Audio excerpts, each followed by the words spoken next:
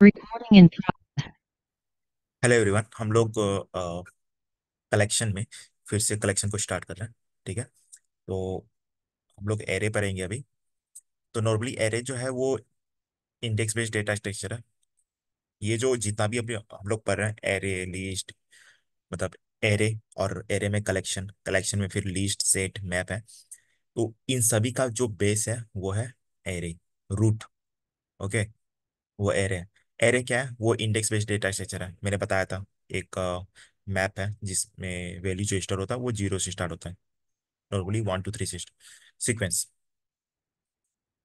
Array जो है वो इंडेक्स बेस्ड डेटा स्ट्रक्चर है। ठीक है। एंड एरे साइज जो है वो फिक्स्ड है। एक बार एरे क्रिएट करने के बाद हम उस पर किसी तरह का एडिशन और डिलीशन नहीं कर सकते हैं।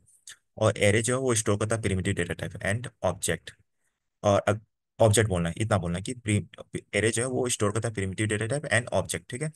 अगर इंटरव्यू बोलते हैं कि ऑब्जेक्ट मीन्स, तो बोलना है इंस्टेंस ऑफ क्लास। अब मैं बताता हूँ प्रिमिटिव डेटा टाइप मतलब किस तरह का वो डेटा स्टोर कर सकता है। जब मैं बोलता हूँ प्रिमिटिव डेटा टाइप, वो एरे जो है वो प्रिमिटिव डेटा टाइप स्टोर करता है। यहाँ पर लिखा हुआ है। तो प्रिमिटिव, मैंने स्टार्टिंग में प्रिमिटिव मतलब डेटा किस तरह, कितने तरह के डेटा टाइप रहते हैं। तो मैंने प्रिमिटिव डेटा टाइप में बताया था int, float, char, boolean, double, byte, short, int, long. इनका सीक्वेंस ऊपर नीचे हो सकता है, ठीक है, उसमें नहीं जाना है। बट ये 8 जो है, हाँ ये 8 डेटा टाइप है। ये जो 8 डेटा टाइप है ये प्रिमिटिव डेटा टाइप है। तो इस तरह के डेटा को हम लोग स्टोर कर सकते हैं। Int, float, car, Boolean, Boolean में ट्रू फॉल्स आता है, ये करेक्टर का है। ठीक है। और फिर था non printed data type. Non printed data type में स्ट्रिंग और कुछ कुछ था, मुझे याद नहीं आ रहा। ठीक है। अब ये तो समझ आ गया कि प्रिमिटिव डेटा टाइप में हम लोग इंटीजर डाल सकते हैं, फ्लोट, डबल, बुलियन, कार। ठीक है। स्ट्रिंग नहीं आएगा। String non primitive data type आता है, वो ऑब्जेक्ट है। तो ऑब्जेक्ट में क्या आएगा? ऑब्जेक्ट में हम लोग, ऑब्जेक्ट में हम लोग स्ट्रिंग, इंटीजर, इसे छोड़ देते हैं अभी क्योंकि आप लोगों को समझ में नहीं आएगा, इसका अलग कॉन्सेप्ट है। तो स्ट्रिंग हम लोग ऑब्जेक्ट में स्ट्रिंग कर सकते हैं। स्ट्रिंग इस तरह, किधर गया ये? अच्छा, यहाँ पर दिया हुआ है, यहाँ पर इंट दिया हुआ है, ये प्रिमिटिव डेटा टाइप है। जैसे प्रिमिटिव डेटा टाइप में इंट है, कार है, बुलियन है, और भी 5 है। तो ये सिर्फ 3 ही का एग्जांपल दिया है। करेक्टर में हो, करेक्टर मतलब ABCD, और बुलियन में ट्रू फॉल्स। ठीक है। और ऑब्जेक्ट में हो जाता है, ऑब्जेक्ट में स्ट्रिंग आता है। तो ये इस तरह हम लोग स्टोर कर सकते हैं। ठीक है। एंड इंटीजर को छोड़ देते हैं। तो स्ट्रिंग, ऑब्जेक्ट में स्ट्रिंग आता है तो स्ट्रिंग को इस तरह कर सकते हैं। और फिर आता है ऑब्जेक्ट का मतलब हो गया कि हमने एक एम्प्लॉय क्लास बनाया। ठीक है। एम्प्लॉय बनाया, एम्प्लॉय का एक क्लास बनाया और उस क्लास के अंदर हमने वेरिएबल दिया, एम्प्लॉय का name, age, date of birth, इस तरह। ठीक है। तो उसके बाद हम लोग ऑब्जेक्ट क्रिएट करेंगे। ऑब्जेक्ट क्रिएट करेंगे तो इस तरह का डिटेल हम लोग फिल करेंगे ना। ऑब्जेक्ट क्रिएट करेंगे पर्सन का, सपोज पर्सन का, तो इस तरह ऑब्जेक्ट क्रिएट करेंगे। यहाँ पर 2 लिखा हुआ है कि 2 पर्सन का क्रिएट कर रहे हैं। फिर हम लोग इस, ये पुराना सबसे बेसिक वाला हम लोग पर्सन जीरो, जीरो इंट इसमें ये इंफॉर्मेशन भेज रहे हैं। सपोज जो ये जो है पर्सन एक क्लास है। ठीक है। पर्सन एक क्लास है और उस क्लास में 2 वेरिएबल है, एक है नेम है, एक है एज। तो पर्सन का अब ऑब्जेक्ट क्रिएट करेंगे। हमने ऑब्जेक्ट क्रिएट किया है और यहाँ पर 2 लिखा है कि 2 ही ऑब्जेक्ट, 2 ही पर्सन क्रिएट कर रहे हैं। फिर ये पीपल आ जाएगा, पीपल रेफरेंस है, रेफरेंस हो गया। ठीक है। अब जीरो दे दिए, मतलब जो फर्स्ट इंडेक्स है उसमें ये वैल्यू स्टोर होगा। फिर जो सेकंड इंडेक्स है 1, उसमें ये वैल्यू स्टोर होगा। तो ये जो हो रहा है ना, इसको ऑब्जेक्ट बोलते हैं। ऑब्जेक्ट मतलब एक पर्सन का, मतलब एक पर्सन में नहीं, क्लास क्रिएट किया ना, तो उसका जितना भी डिटेल हम लोग डाल रहे हैं, वेरिएबल, मतलब एक पर्सन एक क्लास क्रिएट किया, उसके अंदर 2 वेरिएबल है। ठीक है। तो वो क्लास क्रिएट हो गया, उसके बाद हम लोग ऑब्जेक्ट क्रिएट करते हैं और इस तरह एक ही एक ऑब्जेक्ट हमने क्रिएट किया, ठीक है। अब हम लोग पीपल, ठीक है, पीपल लिखते हैं और फिर एक बार नाम स्टोर करते हैं और एक बार एज, तो वो ज्यादा लेंथी रहता। तो इस तरह वो स्टोर कर रहा है, मतलब एक ही साथ सारा वैल्यू पुट कर दे रहा है। ठीक है, तो ये ऑब्जेक्ट क्रिएट हो रहा है यहाँ पर भी, तो इसको ऑब्जेक्ट बोलते हैं। ठीक है, तो इस इंटीजर हो गया 1 2 3, ट्रू फॉल्स या primitive data type, true false integer ये सब हो गया।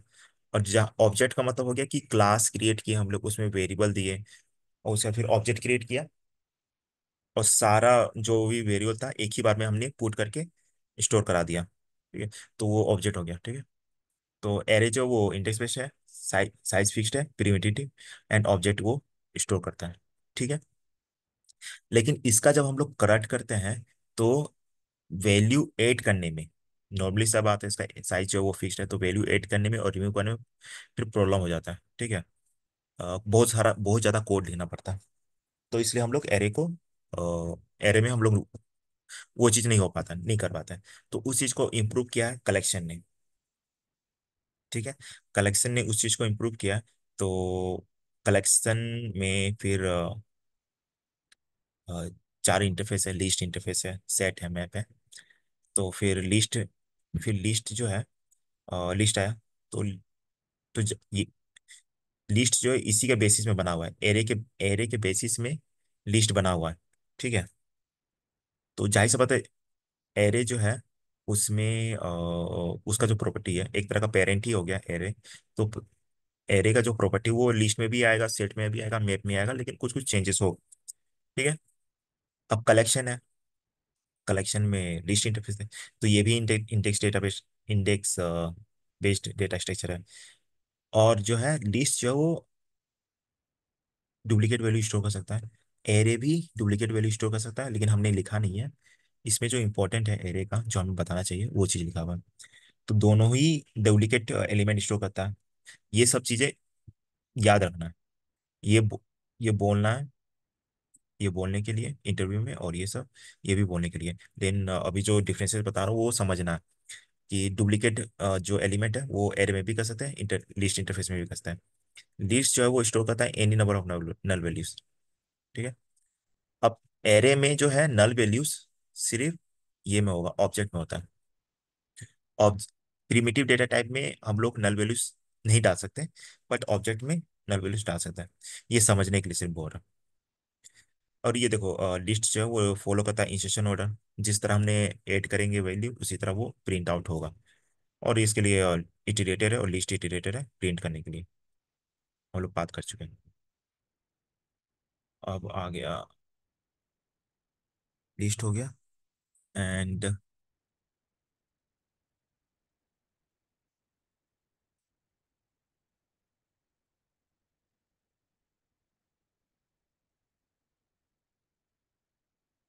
ये सेट है।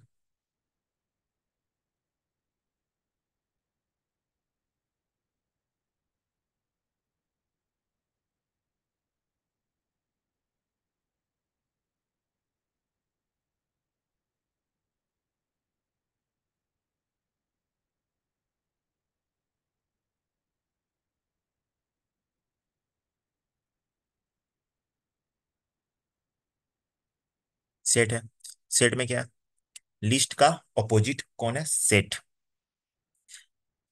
अपोजिट है सेट एंड, हाँ, जैसे कि ये इंडेक्स है, सेट नहीं है। लिस्ट डुप्लीकेट करता है, सेट नहीं करता है। लिस्ट जो है वो स्टोर करता है any number null value, set एक ही करता है। वो इंस्ट्रक्शन फॉलो होता है, सेट नहीं करता है। ये इटरेटर और लिस्ट इटरेटर से वो प्रिंट करता है, ये सिर्फ इटरेटर से। ठीक है, अब आ गया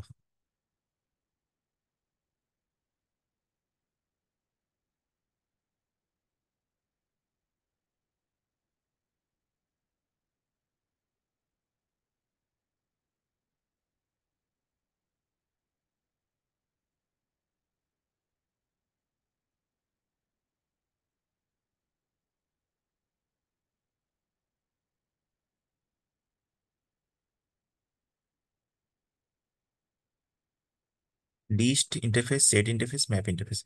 मैप इंटरफेस क्या है,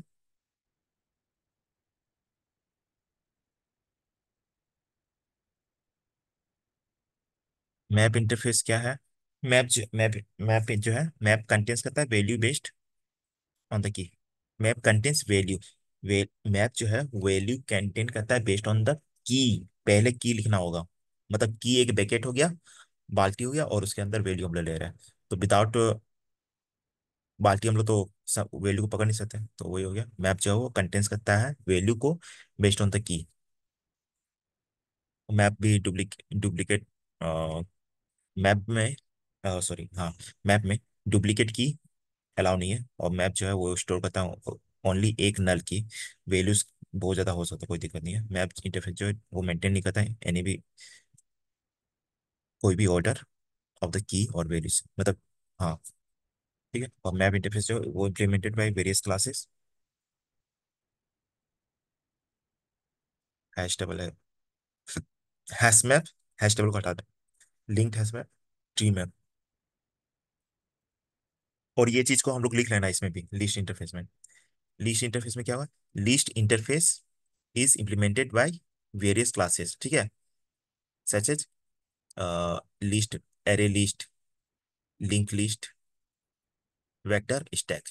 और सेट में लिखना है, set interface is implemented by various classes such as hash set, link set, tree set. मतलब सेट, मैप और लिस्ट का जो बच्चा है, array list, link list, set का hash set, link set, map का मैप, हैश मैप, वो सब क्लासेस हैं। ये इंटरफेस है, ये सारे इंटरफेस है और वो क्लासेस। ठीक है, तो इतना था। अब मैं बाद में बताता हूँ फिर ये सब चीज़ों को मतलब एक साथ लिख के वो कंपेरिजन करेंगे क्या क्या डिफरेंस है, तो अच्छे से समझ में आएगा। बाद में फिर बताता हूँ मैं कि करंट के बारे में। करंट भी सेम ही है, कोई दिक्कत नहीं है, मैं बताता हूँ बाद में।